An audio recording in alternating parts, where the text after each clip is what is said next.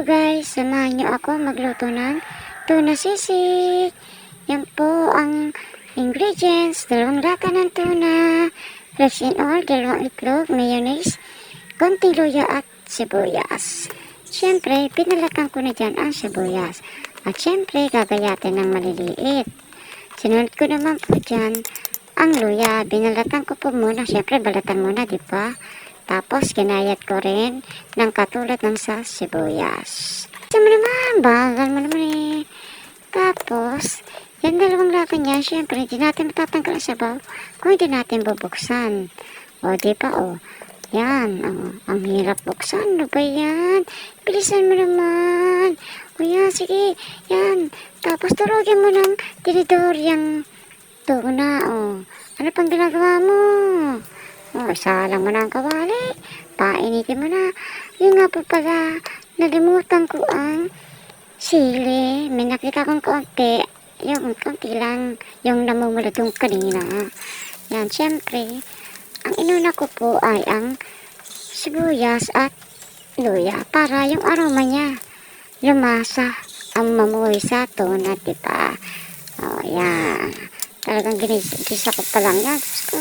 Ay, bango naman. Sadya naman. Diyos ko. Sarap.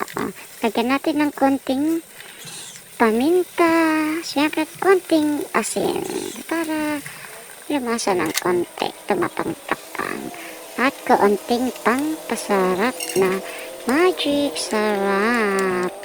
Hindi magiging masarap kung hindi natin ma-magic. O, diba? Then, medyo iga-iga na. Lagyan natin na ang 2 itlog. Kayo ba ilan ang itlog niyo? Yan, 2 lang ang itlog ko. Para dyan sa tuna sisig. Yan, medyo natuyo-tuyo na siya. Yan, syempre okay na. O, yan, hangoy na natin at isasalin sa isang pinggan. O, diba? Yan, lagyan natin ng konti mo ng mayonnaise. Hatiin natin siya. Yan, bago haluin. Ako guys, amoy pala ang talagang mapapatakam ko na. O, lagyan din natin ng ibabaw. O, diba? O, gawin nyo na guys, sabayan nyo ako para matikman nyo kung gaano kasarap. Tignan natin ang ating pinaghirapan na tuna sisig.